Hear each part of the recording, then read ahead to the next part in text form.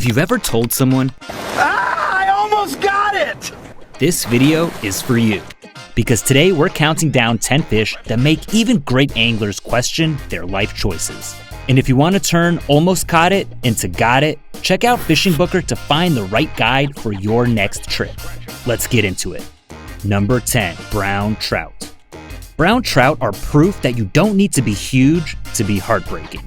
These fish have a reputation for being smarter than other trout, and the most pressured browns are the most educated. You can do everything right. Perfect drift, perfect fly, perfect presentation, then watch a brown slide over, inspect it like a food critic, and casually refuse. And if you do hook one, browns fight dirty.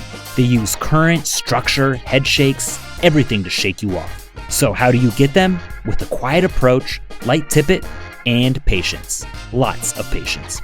Number 9, steelhead. Steelhead are the reason pound for pound gets said so often. They're basically ocean-powered rainbow trout, spending much of their life in saltwater, then returning to rivers to spawn. That ocean time builds a fish that's fast, strong, and not always in a cooperative mood. They're famous for making you work for one bite, then turning that bite into chaos. 2 runs per year, changing conditions, big water, and one split-second moment where everything has to line up. And when it does, it's electric. Number 8, Muskellunge. Muskies have a nickname that tells you everything. The fish of 10,000 casts. They're not just hard to find, they're moody. They'll follow your lure right to the boat, stare at it, then turn away like you offended them personally. And when they finally do commit, it can be explosive.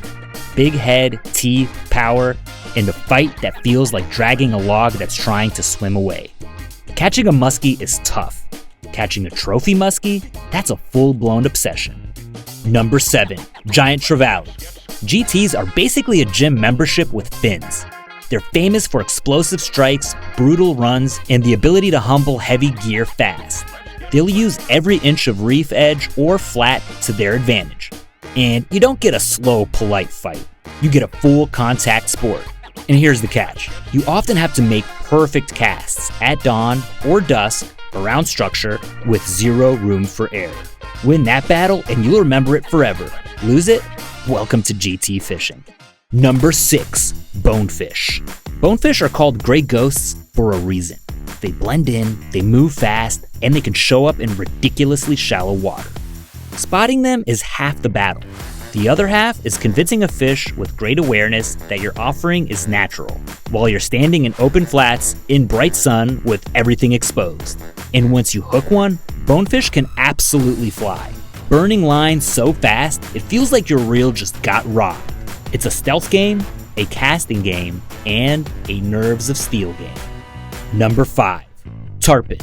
Tarpon don't just fight, they perform.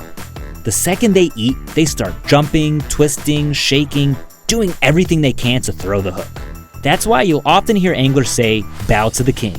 When they leap, you drop the rod to reduce tension and give yourself a chance. Try to outmuscle a tarpon and you'll usually lose. This is about tiring them out, staying connected, and surviving the chaos.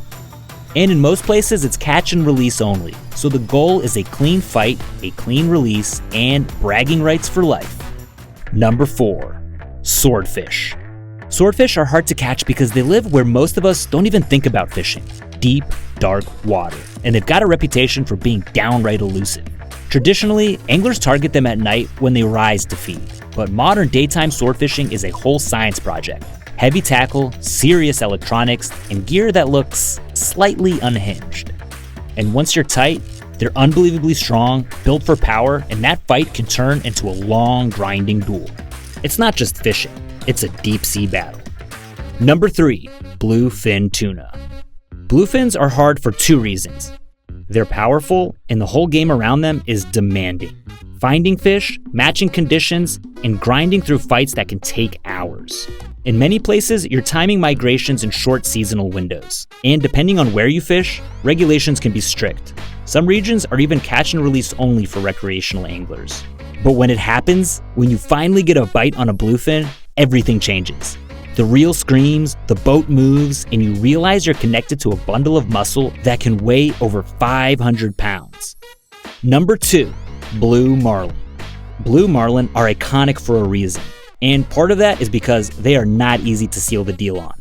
Hooking one means setting into a hard mouth, staying tight around jumps, and managing pure stubborn power.